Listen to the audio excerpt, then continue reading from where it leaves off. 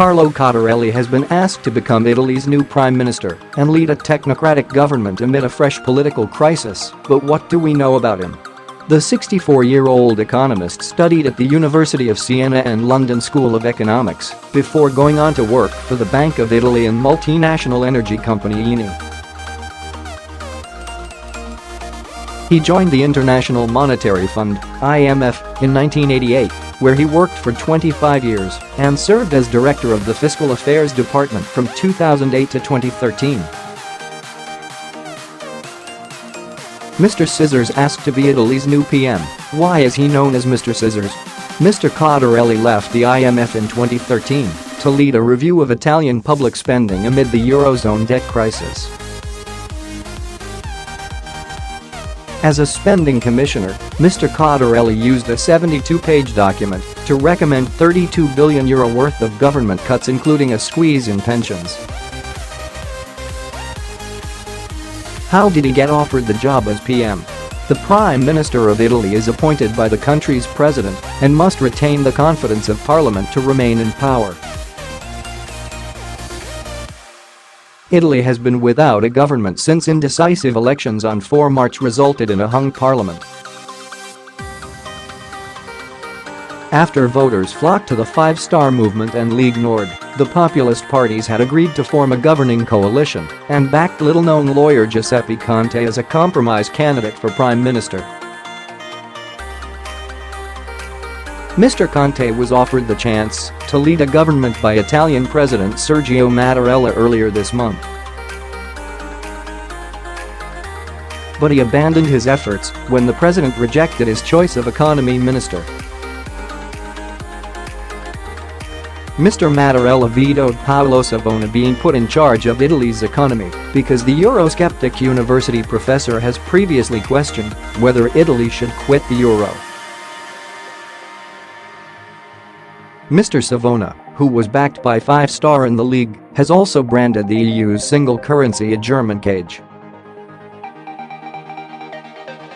After Mr. Conte dropped out, the president, now facing calls for his impeachment due to his actions, turned to Mr. Cottarelli to form Italy's 65th government since the Second World War.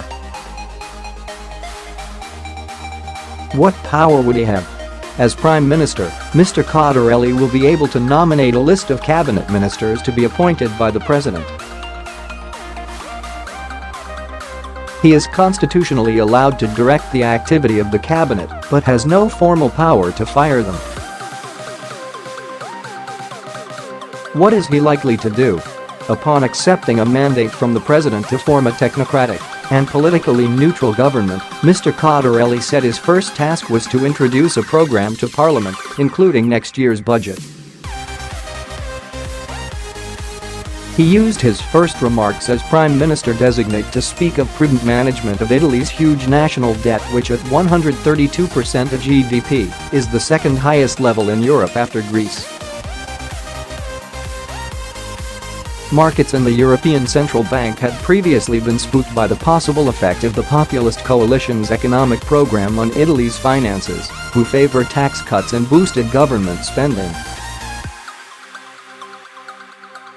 Mr. Cottarelli also sought to calm nerves in Brussels by insisting he would act in full recognition that as a founding country of the EU, a role in the Union is essential, as is our continued participation in the eurozone. He aims to hold new elections at the beginning of next year to bring an end to his interim administration. However, Mr. Cottarelli admitted his role might not even last that long if he does not win confidence votes in both of Italy's parliamentary chambers. If that is the case, Mr. Cottarelli has said his government would resign immediately before managing day-to-day affairs until new elections after August. League leader Matteo Salvini and 5 Star Movement leader Luigi Di Maio have made clear they will not support Mr. Cottarelli's administration. Mr. Salvini also warned former Italian Prime Minister Silvio Berlusconi against allowing his Forza Italia party, which the League joined forces with before March's elections, to back the technocratic government. What are his political views? Mr. Cottarelli has emphasized the need to bring down Italy's debt, which costs about €60 billion per year, to service through interest payments. He also rejects suggestions the country should abandon the euro, insisting it isn't the root cause of Italy's financial problems.